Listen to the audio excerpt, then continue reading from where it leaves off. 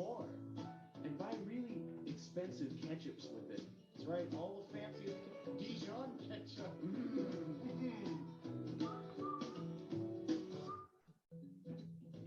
If I had $1 million. All right, well, welcome back.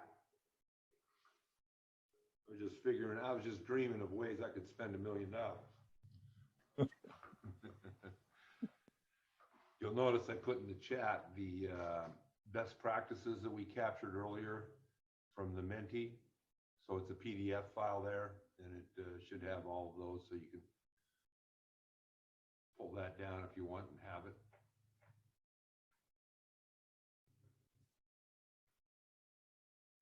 Kind of a nice little thing. You just download results and then push it out as a PDF real quick. Share it up.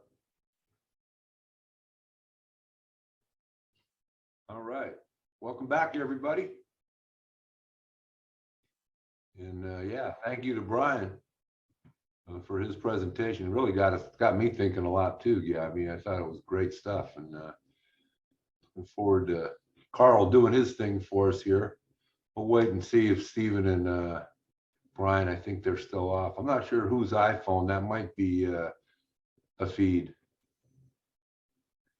I think Hafid's planning on coming tomorrow live, and so is Susan, who was on earlier. So they'll be there tomorrow as well. So must not work out quite right for them. And Karl, you're good with sharing the screen. You've got control of all that, and feel free to take it away, I guess. Make it happen. Again, thank you, Brian. We appreciate what you're doing for us there. That was really fantastic. Yeah. Wow. Thank you for the kind comments in the comment. Yeah. The chat box. I really appreciate it. It was a pleasure. That was great, and good thinking stuff. You know, get ahead. So, and certainly take Brian up for his. You know, give me a call. Let's do a one-on-one. Let's get connected. If you got some thoughts of what could, you know, you can use him to help your business. He'll be glad to help you. I know that. And Karl's the same way, of course. So, Karl, you got the stage, buddy. Whoa. There you go. Let's see. Get it up on the screen here. There you go. All right. Everybody sees just the slide? Yeah. Good. So I'm Karl Maier with Abundant, and today I wanted to talk to you about systems for growing companies. At different stages, we need different systems to operate our business. One of the first thoughts that comes to me is way back when, and you know, Coach Hess may relate to this, but I remember my first office job many years ago, and it was in an accounting firm, and I was in the consulting group, and there was actually a room where we had some like 4 Apple II computers. And that was the only computers that this whole accounting firm used.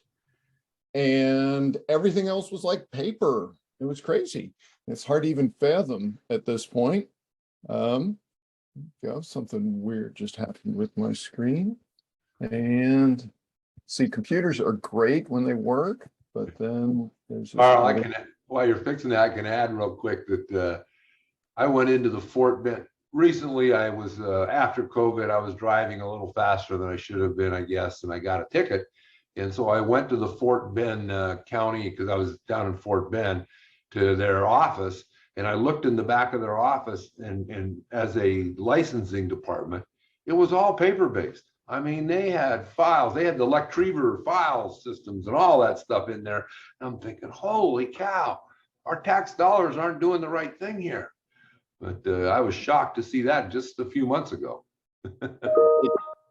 Yeah, so the world's transformed from all paper, you know, when I was a kid to now, I mean, we've got apps for everything, you know, almost everything seems to be run by computers. And while we're not all programmers, and not saying we should be, we are all sort of software dependent companies. So my background, I got my MBA concentrating in information systems. Computers have been part of my life ever since. I've started, this is my 3rd software company to start up. I've also, obviously managed people, done sales, had my CPA for several decades, done mergers and acquisitions, had my Series 7 securities license. So I've done quite a lot of things, but the vast majority of my career is working with kind of lower middle market companies, under 100 people. So what I focus on is the smaller companies. And so that's the perspective I bring when I'm talking about systems. So with this type of company, obviously you're all familiar with email and that the basis is our office suites, and got Google and Microsoft out there. And I hope you're all very familiar with at least one of those tools. So the foundation, yes, we've got to have email and word processing, spreadsheets, all the kind of fundamentals, if we will. We almost take that for granted. The next thing is some level of accounting. And I've seen companies run like $5 million of sales, and they're in the mode of they sell something, they deliver the product or service, and they collect the money. And really, they don't do a whole lot else. Now, they're not able to grow beyond that, but they are able to function with an office suite and some basic accounting software. That company didn't even reconcile the bank statements, but that was the level they were operating at. So that's kind of after, when you start up, you got that office suite. The next is we've got to have some kind of accounting, keep track of our cash and assets. So that's pretty commonplace. Hopefully most of you are on QuickBooks or Xero or Fresh or one of those tools. So that's pretty basic. The next level is, as your complexity goes up, the number of customers you've got or the way you're operating, it's your CRM, your point of sale system, some way to keep track of your customers. And there's some pretty well-known CRM systems out there. Point of sale is its own world. If you're into retail, you already have a good sense of what those are. But if CRMs, you've got Salesforce and HubSpot are two of the big names these days. Those are great systems, and they're fantastic, but they're also very proud of those systems. HubSpot will offer you a free tool, but you start to move up and take advantage of some of the other tools, all of a sudden it'll be very expensive. So there's a whole nother layer in there. At our company, we happen to use EngageBay. It's one of a number in that kind of tier that's like the highest per user cost for EngageBay is about where Salesforce starts. And so you can get really good deals on that. So that's, what I'd recommend, using one of those mid-tier tools, probably a little beyond the free, but you don't need to go for the really expensive tools on the CRMs. The next is your operational areas. Okay, we've kind of got the accounting, we kind of got the sales. What about in between? Project management tools and other specialized operational systems are, very powerful. Project management, back in the day, I remember, there was some pretty tricked out, Microsoft had their project management tool and a lot of features. And frankly, it was kind of always overwhelming for me to try and figure out how to operate. Nowadays, you've got Trello and Monday and Asana and a number of others out there that are very affordable. They're multi-user, so you can get your team on it. I use Trello on my phone when I have a thought, but my team can look at it on the web, and we can look at it in meetings. So those are pretty affordable, powerful tools, and that keeps your operations organized. Those are fantastic tools. At some point is and each of these is about increasing complexity. So you use computer to manage complexity. Typically, as you push north of 7, 8, 10 people, the complexity of your organization actually increases. I had lunch today with a gentleman with 12 people in his company, and he's just starting to get to that point. Well, he's not starting to, he's been at that point where it's limiting his growth. He's got to transform his management from kind of I can see everything, touch everything, to I've got to delegate and take a different approach to management. It's a very natural transition, and it can be a challenge, but many companies successfully move through that and are able to continue growing, and maybe they'll get to 50, 100, however many people. And so, but that's kind of the next challenge as you move through the landscape of systems. And it's another example of complexity.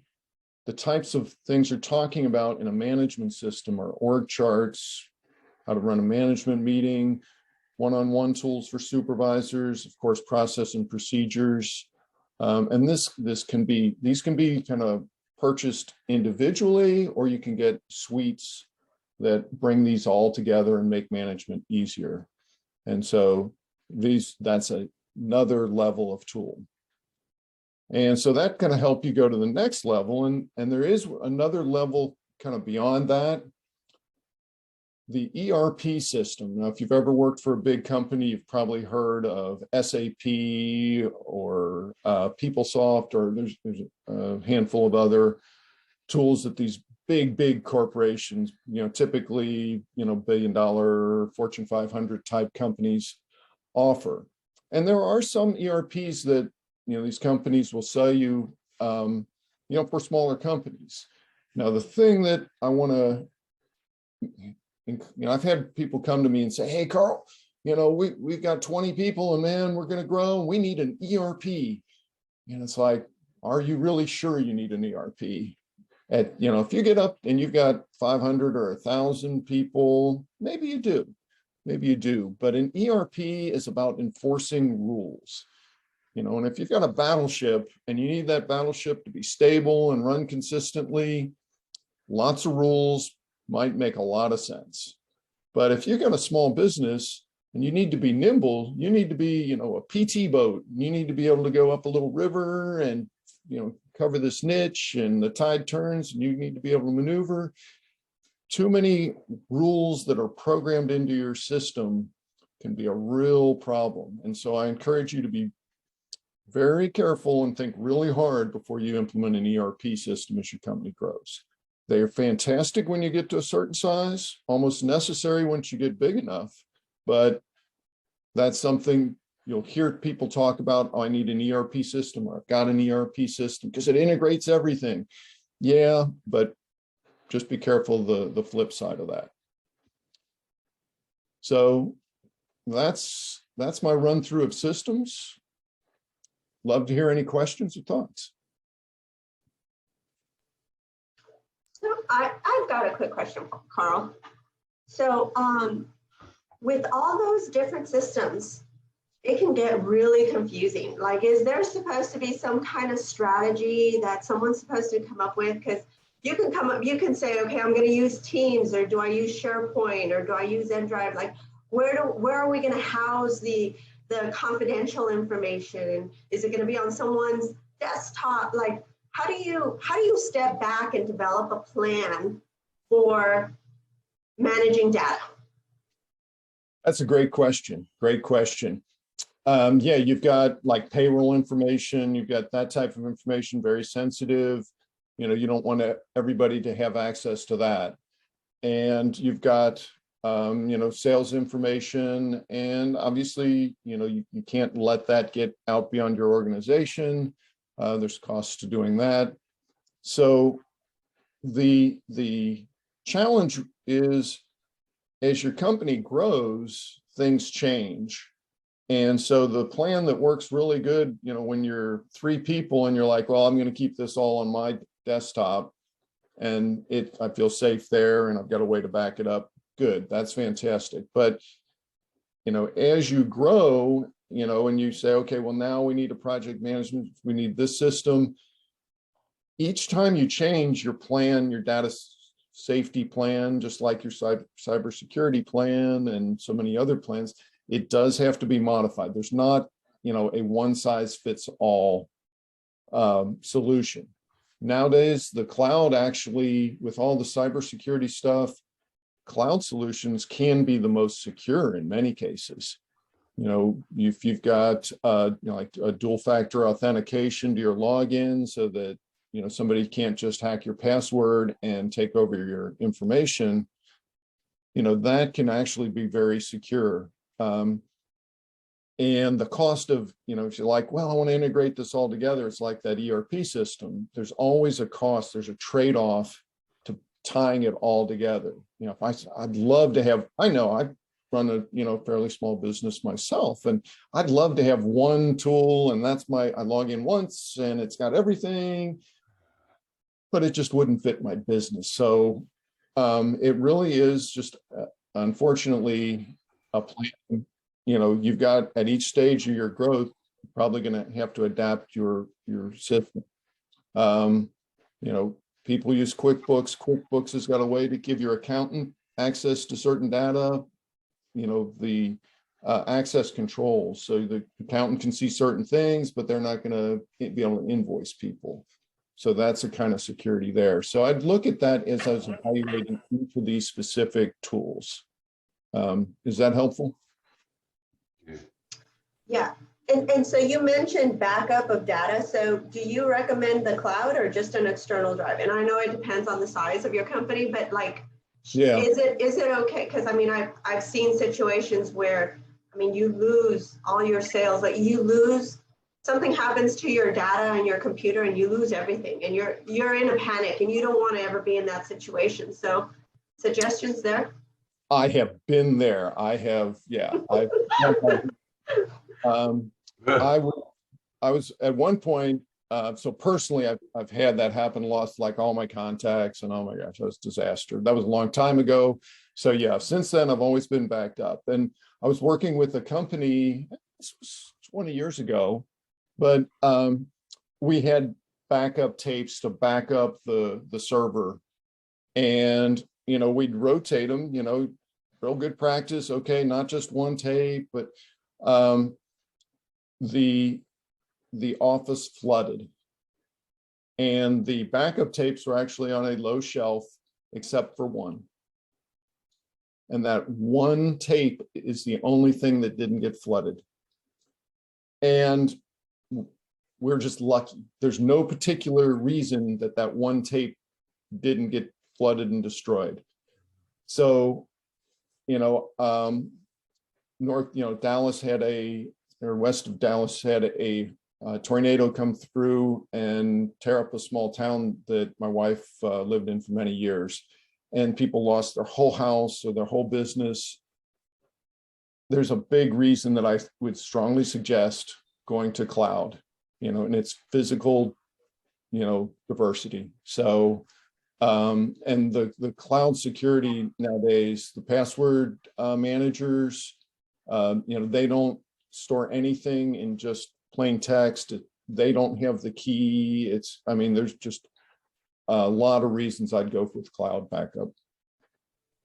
Thanks. Karl. Karl, one of the things you mentioned, as you're going through is that as we need to add software, need to figure out how to get there, it was as growth comes along, you feel like you can't keep up or can't see it. Right. You use the term can't see it anymore. And I'm thinking, how true is that in my experience of, I used to be able to keep track of who opened all my emails when I'd send them out and be able to actually connect with them, right? Today, no way. There's just way too many. So where do we look for? What are the kind of the keys, that you've seen around, hey, it's time to pay attention and maybe make a move? Right. What kind of things don't people see, I guess? Right.